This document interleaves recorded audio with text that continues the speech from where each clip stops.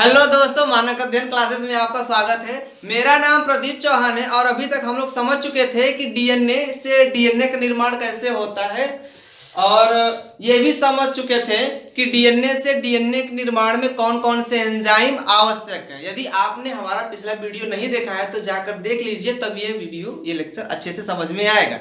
ठीक है, आज हम समझेंगे आरएनए के बारे में कि आरएनए डीएनए से कैसे डिफरेंट है।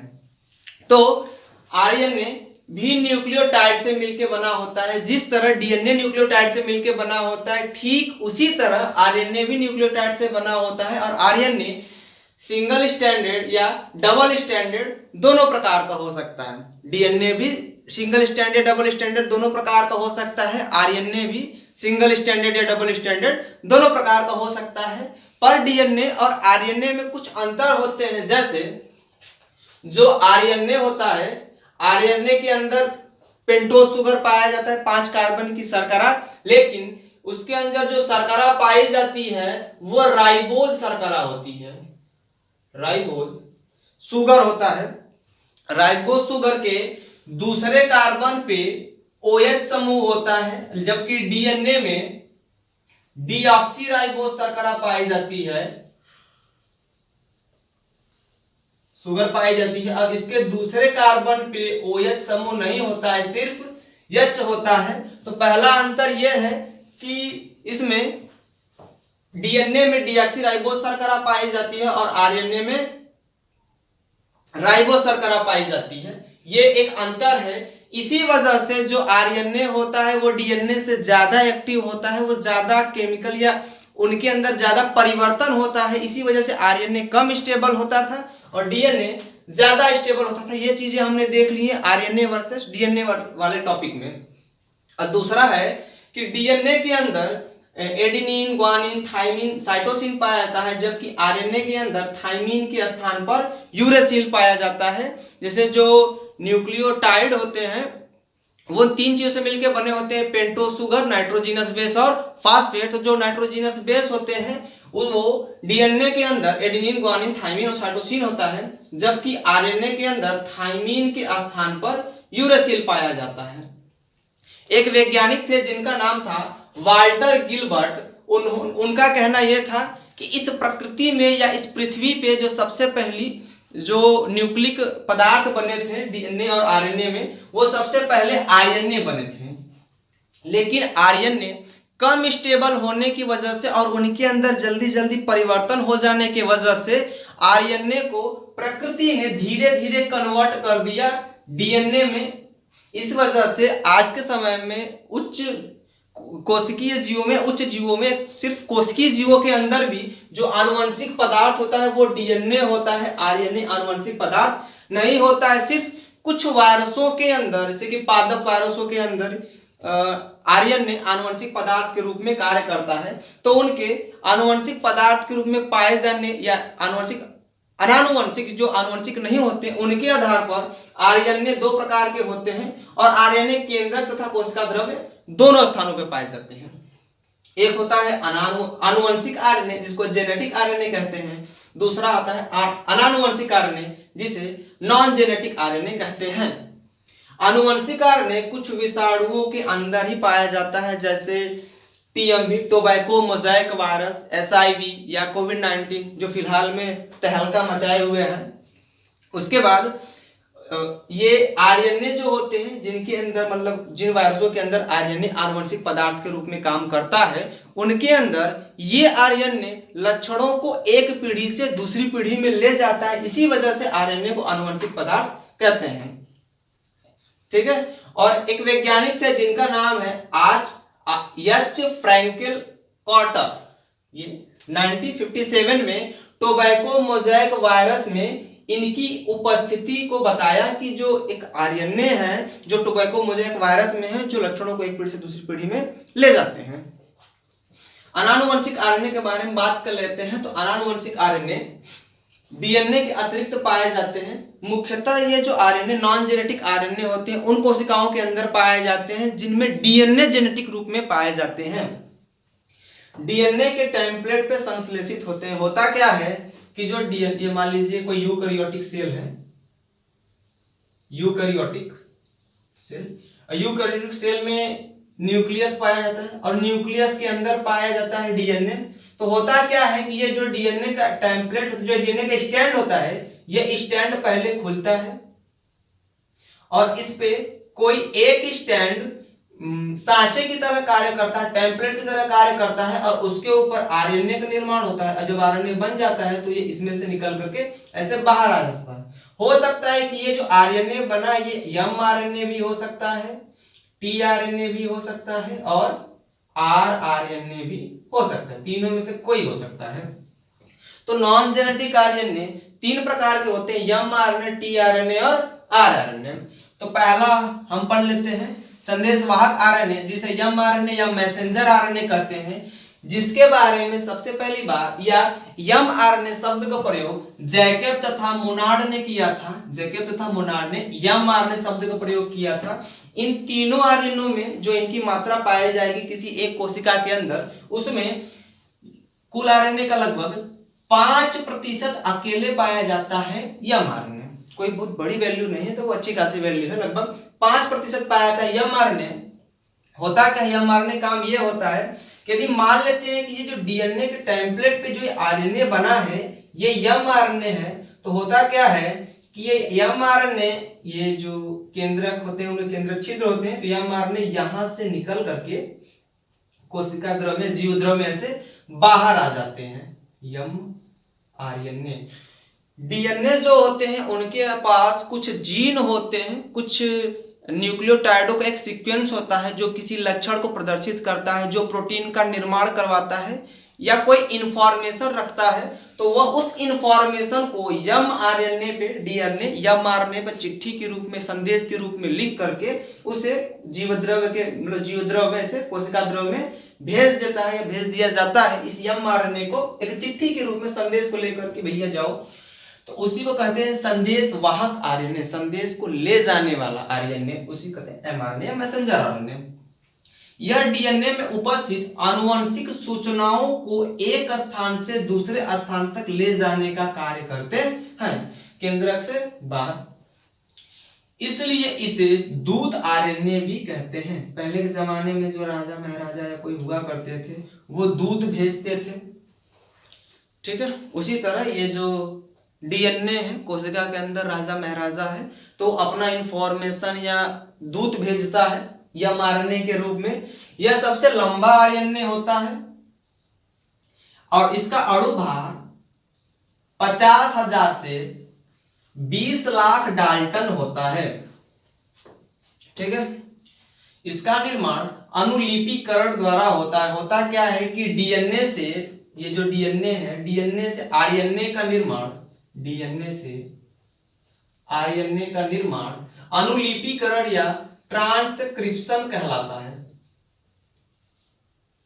डीएनए से आरएनए का निर्माण अनुलिपीकरण या ट्रांसक्रिप्शन कहलाता है। जो ये वायरस थे, जिनके अंदर, कुछ वायरसों के अंदर जो आरएनए होता है जो जेनेटिक मटेरियल के रूप में कार्य करता है, यदि ये वायरस किसी यूकैरियोटिक या किसी कोशिका के ऊपर जब अटैक करते हैं तो इनका आरएनए डीएनए में बदलता है। उसके बाद वो डीएनए उनके डीएनए से जुड़ करके अपना काम करता है। तो जब आरएनए डीएनए में बदलता है तो इसको कहते हैं रिवर्स ट्रांसक्रिप्शन।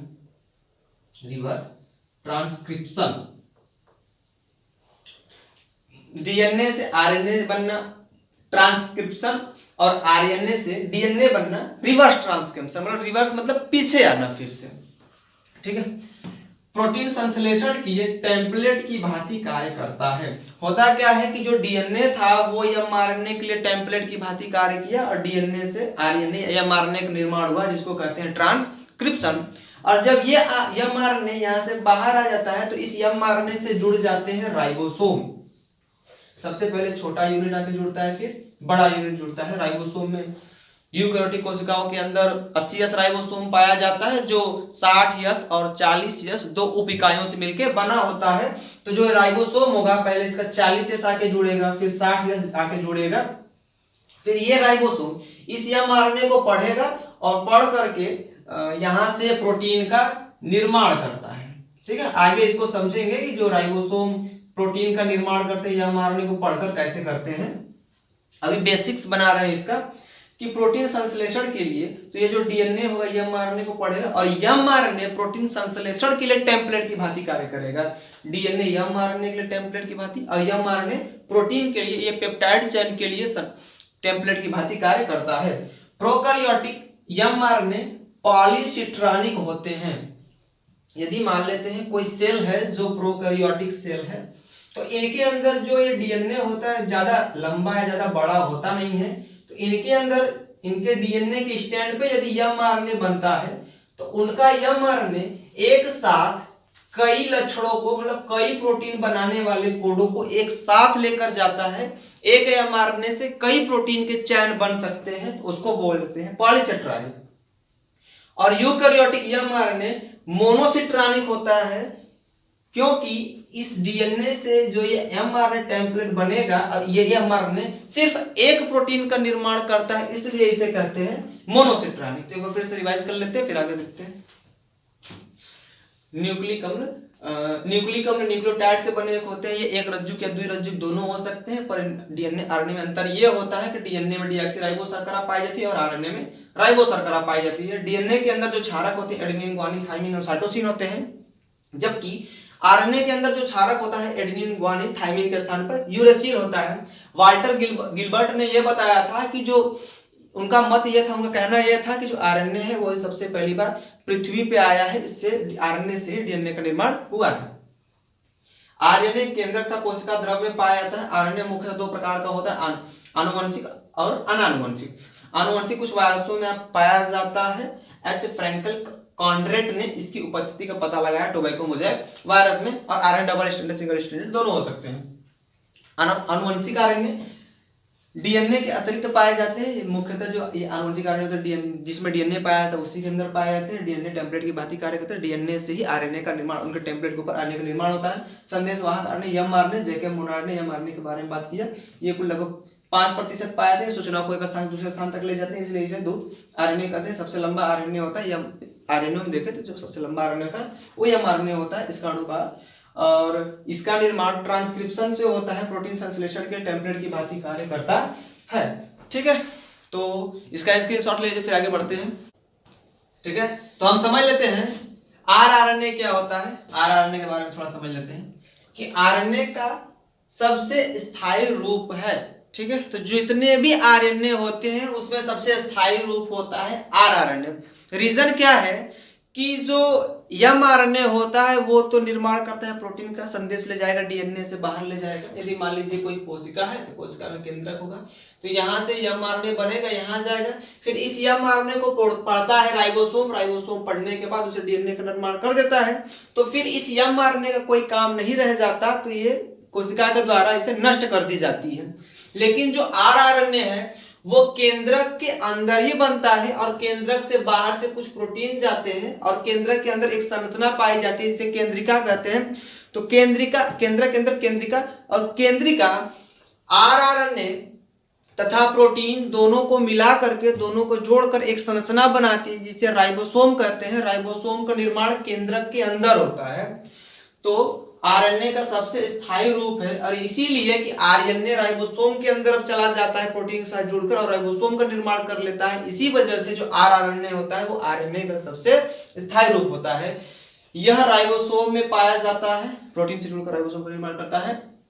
यह कुल आरएनए का 75 से 80% होता है। राइबोसोम का लगभग 65% भाग आरआरएनए तथा शेष बचा 35% भाग प्रोटीन होता है ना। यही प्रोटीन और आरएनए दोनों मिलकर राइबोसोम का निर्माण करते हैं, और राइबोसोम का निर्माण केंद्रक के अंदर केंद्रिका में होता है। प्रोकैरियोटिक कोशिका में जो राइबोसोम होता है वो 70S राइबोसोम पाया जाता है, जबकि यूकैरियोटिक कोशिकाओं के अंदर 80S राइबोसोम पाया जाता है। 70S राइबोसोम दो छोटी छोटी उप इकाइयों से मिलकर बना होता है, 30S और 50S। अब 30S जो छोटी सब यूनिट होती है उसके अंदर 16S राइबोसोम मतलब ये जो 30S उप इकाई है इसके अंदर आरआरएनए पाया जाता है 16S, और जो 50S उप इकाई है इसके अंदर पाया जाता है 23S और 5 यस, ये आरआरएनए है जो इनके अंदर पाए जाते हैं। और यूकैरियोटिक के अंदर 60 यस जो उप इकाई होती है, इसके अंदर आरआरएनए 28 यस, 8 यस और 5 यस पाए जाते हैं।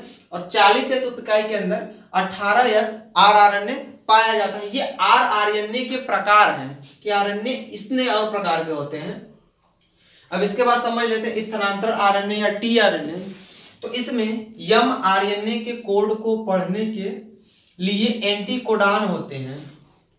होता क्या है कि जो ये संरचना है, ये टीआरएनए की संरचना, इस संरचना को क्लोवर लीफ मॉडल कहते हैं। ये क्लोवर लीफ, क्लोवर की एक पत्ती होती है, गूगल पे सर्च मार के देख लीजिए, क्लोवर की पत्ती थी जो बिल्कुल इस तरह से दिखती है। इस वजह से, उस पत्ती की तरह दिखने की वजह से इसे क्लोवर लीफ मॉडल कहते हैं। और इस क्लोवर लीफ मॉडल में ये जो एंटीकोडान होते हैं, यह एमआरएनए के ठीक संपूरक होते हैं, उनके विपरीत होते हैं। तो एंटीकोडान होता है, यह सबसे छोटा आरएनए होता है। यह कुल आरएनए का 15 से 18% होता है। इसका अणु भार 25 से 30,000 डाल्टन होता है। यह कोशिका द्रव्य में पाया जाता है। टीआरएनए का मुख्य काम यह होता है कि जितने भी कोशिका, यदि मान लीजिए कोई राइबोसोम है, राइबोसोम में कोई एमिनो एसिड चाहिए, जो पढ़ा कोड एमआरएनए का, वो राइबोसोम पढ़ा, और उसको जो कोई एमिनो एसिड चाहिए वो टीआरएनए कहता है कि जाओ भैया हमारे लिए एमिनो एसिड ढूंढकर लाओ। तो टी, ये जो आरएनए होता है, ये कोशिका द्रव में घूमता है और एमिनो एसिड को 3' या 3' एंड पे अपने आप को, मतलब उसको जोड़ता है एमिनो एसिड को, और उसे लाकर राइबोसोम को दे देता है। तो किसी कोशिका के अंदर लगभग, यूकैरियोटिक कोशिका के अंदर लगभग 20 प्रकार के एमिनो एसिड पाए जाते हैं। और 20 एमिनो एसिड को ढोने के लिए लगभग 60 प्रकार के टीआरएनए होते हैं। यह कोशिका द्रव में उपस्थित एमिनो अम्लों के साथ जुड़कर उन्हें प्रोटीन संश्लेषण स्थल तक पहुंचाने का कार्य करते हैं। प्रोटीन संश्लेषण स्थल कहने का मतलब वह स्थान जहां पे राइबोसोम एमआरएनए से जुड़कर प्रोटीन का निर्माण कर रहा होगा। टीआरएनए की द्विविमीय संरचना अथवा क्लोवर लीफ पत्ती मॉडल या क्लोवर लीफ मॉडल, जो संरचना है इसे क्लोवर लीफ मॉडल कहते हैं। इसे रॉबर्ट हॉली, नीरेनबर्ग तथा खुराना ने दिया था। और इसके लिए, इस क्लोवर लीफ मॉडल के लिए इन तीनों लोगों को नोबेल पुरस्कार भी मिला था। टीआरएनए अणु में 4 भुजाएं होती है। ये जो भुजाएं हैं 1, 2, 3 और ये 4 भुजाएं, ये ऊपर नीचे 4 भुजाएं होती हैं। ग्राही भुजा, ये जो ग्राही एक्सेप्टर भुजा होती है, ग्राही भुजा होती है।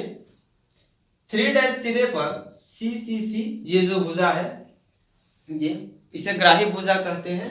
इसमें जो 3' होता है, 3' एंड होता है, इसमें एसीसी कोड होता है, मतलब एंटी कोड, क्या बोलते हैं इसे, एमिनो एसिड को जोड़ने के लिए होता है। इसीलिए इसे एमिनो एसिड अटैचमेंट साइट भी कहते हैं, क्योंकि यही जो साइट होता है 3' वाला, यही जाके एमिनो एसिड से जुड़ जाता है।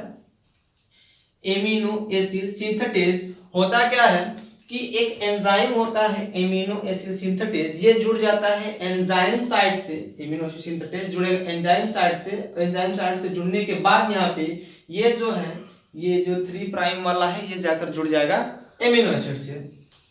और एक इंपॉर्टेंट बात ये है कि ग्राही भुजा में कोई लूप नहीं पाई जाती। ये जो गोले गोले ऐसे दिख रहे हैं, इनको लूप कहते हैं, लेकिन इस वाले भुजा में कोई लूप नहीं पाई जाती। उसके बाद है दूसरे भुजा, टी साइसी भुजा, राइबोसोम के साथ जुड़ता है। ये जो टी साइसी, ये जो भुजा इधर की तरफ निकली है, इसे टी साइसी भुजा कहते हैं। यह भुजा राइबोसोम के जुड़ने के लिए, अटैचमेंट के लिए होती है, इसलिए इसे राइबोसोम साइट कहते हैं।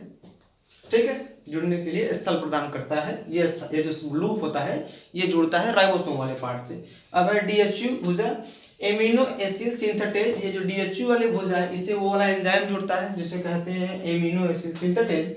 और प्रतिकोडान भुजा, ये है प्रतिकोडान भुजा, इसमें एंटीकोडान लगे होते हैं, प्रतिकोडान को एंटीकोडान भी कहते हैं। और ये भुजा एमआरएनए को जाकर जुड़ता है।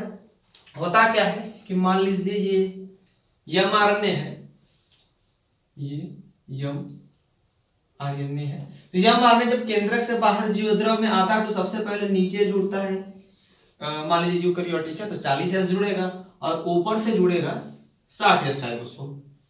अब ये जो mRNA ऐसे 3 कोड होंगे, मतलब ऐसे कोड होते हैं, न्यूक्लियोटाइड नाइट्रोजनस बेस होते हैं, और इनके यहाँ पर ये आके आरआरएनए, ये टीआरएनए आके यहाँ पे से जुड़ते हैं, ये कुछ